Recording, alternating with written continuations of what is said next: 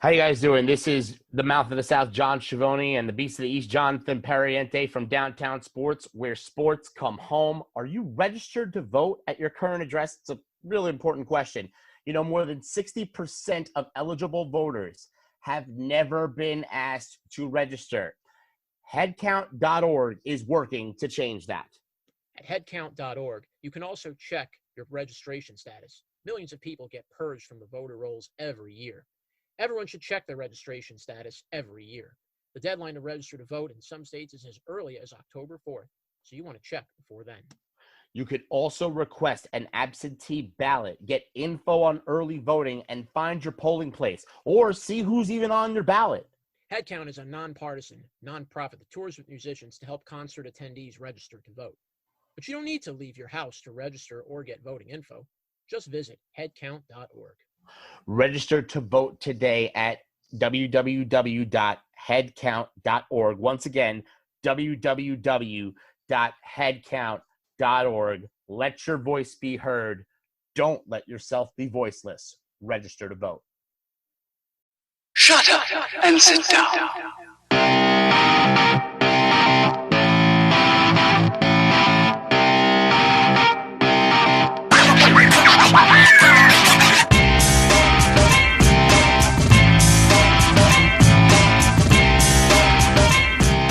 As the NFL offseason continues, the regular season schedules for all 32 NFL teams have been released. The Jets is going to be a very interesting schedule this year. As they begin the 2020-2021 season, the Jets, coming off a very solid NFL draft, made some nice additions during the offseason so far. They've gotten a lot of pieces that they needed, addressing the O-line, boosting up their defense, also getting key pieces on their offense. And now you have to look at, can the Jets put all this together against the schedule they're going to be contending against for this coming season? I believe the NFL season will start on time, despite everything going on with COVID-19. And I think we really do need sports, particularly for football, at a time like this, where we can really get our mind off things and get a little bit of normalcy back. Other sports are starting to make their return, but I think football will be one of the main ones that I don't think will be affected. But let's get into the regular season. The Jets are going to have a very tough road ahead of them. They will take on the NFC and the AFC West this year. So that's a very brutal schedule right there. Jets are going to see Patrick Mahomes. They're going to see the Seattle Seahawks. They're going to see the Niners, who were both in the Super Bowl, them and the Chiefs. So this is going to be a very tall order for the Jets to get around two teams that were in the Super Bowl last year, along with a very tough schedule in that NFC West and the AFC West, along with, of course, playing their own division for a total of 6 games each. Let's go through the schedule, and this is going to be very interesting. Week 1, the Jets are thrown right into the fire. They play Buffalo in Orchard Park. Josh Allen, Buffalo Bills really showed the world what type of team they could be. A very prolific defensive team, a very solid offensive team as well. Josh Allen can extend plays, and now you've added Stephon Diggs to your wide receiving core. The Buffalo Bills are a much more dangerous team than they were last year, and the Jets are going to have to be prepared in all facets of the game now to not only shut down a prolific back like Josh Allen, but then you have to take away the speed of Diggs, and you have to take away the running game with Singletary, which is a very, very good group of players.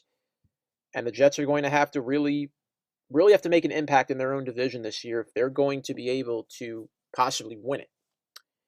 Week 2, the Jets take on the 49ers, team that was in the Super Bowl this past year, the runner-up. It'll be in the Meadowlands, but you're taking on Jimmy Garoppolo. You're taking on George Kittle. It's a very talented group. The Niners have a prolific offense. They were able to just score at will on opponents, and the Jets are going to have to be prepared to shut down that very powerful offense of Garoppolo and the entire running game of the Niners. This will be one of those games, if the Jets could win one of these big games, it could really give this team a lot of confidence and maybe set the stage for the rest of the season going forward. It's an early start. I know it's 2 games in, but sometimes the first couple games can really show me what a team is capable of doing the rest of the year. Week 3, the Jets play the Indianapolis Colts. They go to Indy. That will be a very good challenge to face Phillip Rivers on his new team a very good group of players. The Colts really had a solid draft, getting Michael Pittman Jr. in the second round to boost up their wide receiving core along with T.Y. Hilton. Rivers is going to have weapons to throw to in Indy. I will not lie to you about that. The Colts are a very dangerous club. They play in that AFC South. It's a very, very interesting division now this year. But the Jets are going to have to find a way to win a game like this against the Colts, particularly to go to their place in Indy, where the Jets this past year struggled to win on the road. But let's see if the Jets can maybe make an impact on that early. The Jets will then play the Broncos week 4, basically playing on a short schedule from that Colts game. Jerry Jeudy, they take on him. They take on Drew Lock, young quarterback. Still a lot of potential, Denver, but I don't think this is a game the Jets should lose. They have to win a game like this. Denver's not there yet, but the Jets had a couple of those games that they should have won against teams like the Dolphins that had no wins. They had teams like the Bengals had no wins. They should have beaten those teams, and it came back to hurt them in the end. So this is one of those trap games the Jets have to be very careful of. Week 5, the Jets take on Kyler Murray and the Cardinals, an up-and-coming club. Cliff Kingsbury has done a very nice job with developing Kyler Murray, really developing that powerful group of the Cardinals. And they're going to be a little more dangerous this year now. They got DeAndre Hopkins, now a big weapon for Kyler Murray to throw to. You already have Larry Fitzgerald, which is a very, very dangerous duo. So the Jets are going to have to be prepared with their defense to shut down 2 of the best receivers in the game. It'll be at the Meadowlands. Should be a very interesting matchup for the Jets. Do not take the Cardinals lightly. Then the Jets will go all the way out to the West Coast to take on the Chargers. That will be a very interesting matchup there. Obviously, no more Phillip Rivers on the Chargers. So you wonder now, are the Chargers kind of in a rebuilding stage? They still have a lot of good veterans. They have some good receivers, solid running game.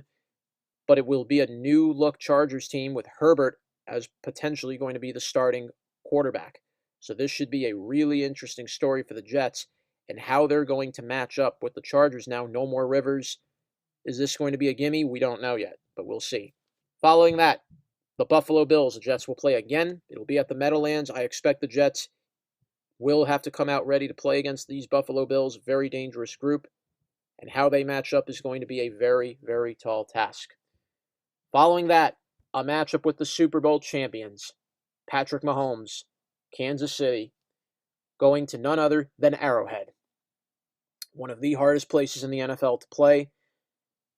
This will be a really good opportunity, depending where the Jets are and depending what their record is, to really show the world if they belong with the likes of the big boys of the NFL. And a matchup with Patrick Mahomes, I think, is going to be just that. A really good chance to see how the Jets stack up against a very, very powerful Chiefs team, very solid weaponry on that offense with Kelsey, with Tyreek Hill.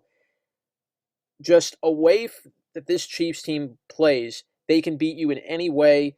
Their offense can score at any time, and it will be very interesting to see how they will fare against the defending champions, particularly to do it in their place. That will be, I think, a really telling matchup. Then the Jets take on New England. It will be a primetime game, and it should be very interesting. No more Tom Brady. So Jared Stidham is likely to be the starting quarterback for this year. And how will the Jets now match up against a New England team with no more Brady, someone who's terrorized the Jets for 20 years? You still have Bill Belichick. That's still a very dangerous team, no matter how you slice it. Belichick knows how to coach defense. I feel New England is still going to be a contender.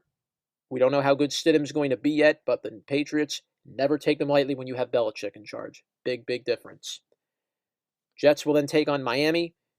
It'll, by the way, be back-to-back games against Miami in between with a bye week thrown in. So the Jets will first go to Miami, then come at home. And it'll be very interesting to see who starts for the Dolphins at this time of the year. Ryan Fitzpatrick right now will be likely the current starter for the moment, but you have Tua, who they just drafted in the wings. I have a feeling maybe by the time the Jets play Miami, you will see Tua in the starting role.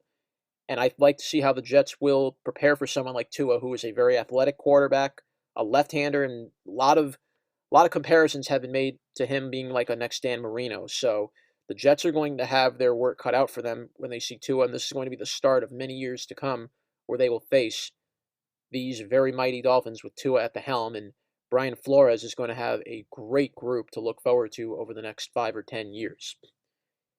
Jets will then stay at home, take on the Raiders.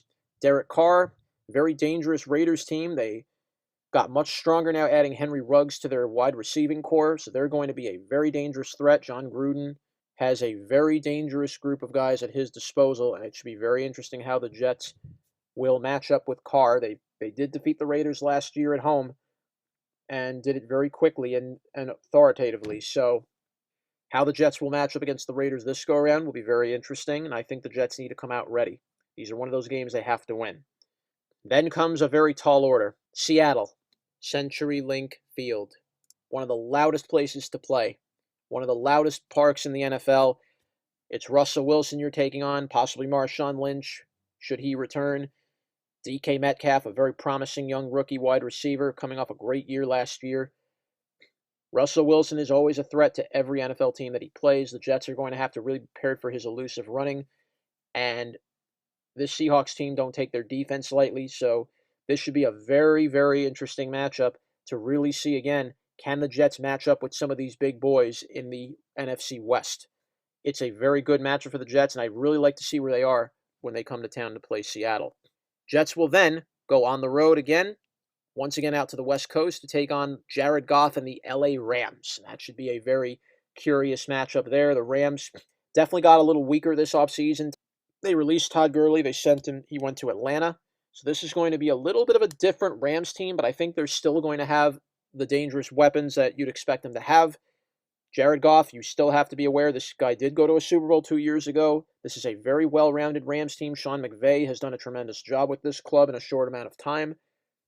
So the Jets are going to definitely not have to take the Rams lightly. I know Goff can be up and down with games. If the Jets can find a way to beat a team like Aaron Donald and the Rams, I think they could be in a really good position going into if they were to get into the playoffs. We have to see. Following that, the Cleveland Browns, a rematch from last year. The Jets, I am sure, have wanted to get back at Baker Mayfield. Darnold, of course, never got to play in this game. He was injured, and that was probably the game, if you're the Jets fan, that they really look back on and say, that was probably our worst game of the year, was when they had to go to Simeon, who got hurt, and then they had to go to their third-string quarterback, and that was in a primetime game, and the Jets had just one of their worst performances of their entire year against them. And then finally, to round it all up, the Jets finished the year with New England at Gillette Stadium, and again, it'll be very curious to see where everything will line up for the Jets when you take on Stidham, when you take on Belichick. Where will the Jets be at this time of the year? So all in all, the Jets season is going to be a very, very interesting journey. Where do I see the Jets finishing? As you look at this matchups that they're going to have, I'm not saying the Jets are going to win all these games. It's not going to happen. They're going to play a couple of good teams on this schedule. I cannot see them beating them all. They're going to maybe lose to a couple of them. But the pressure is on Adam Gase this year. Anything short of getting into the playoffs will be considered a major disappointment. The Jets made all the additions they need to make. Now Adam Gase, Sam Darnold, they have to make it work.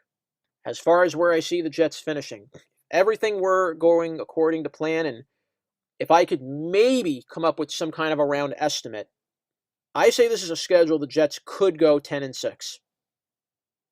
Will it get them the East? I don't know, depending how New England does, depending how Buffalo does, Miami, how better they're going to be this year. I think maybe 10-6 could be enough to take the AFC East. You figure now with Brady no longer in this division anymore, the AFC East is really up for grabs, and really anybody could win it. Well, we're going to find that out very soon. But let's see how the Jets will take it on as the 2020-2021 season rolls along. But for right now, I'm Jonathan Pariente, the Beast of the East. You can listen to Downtown Sports on our podcast on Anchor.fm, on Spotify, on Breaker, on Radio Public, on Google Podcasts, on Overcasts, and we will have live shows every week, as well as rants every week on our Downtown Sports Podcast. John Pariente saying bye. Shut up and sit down.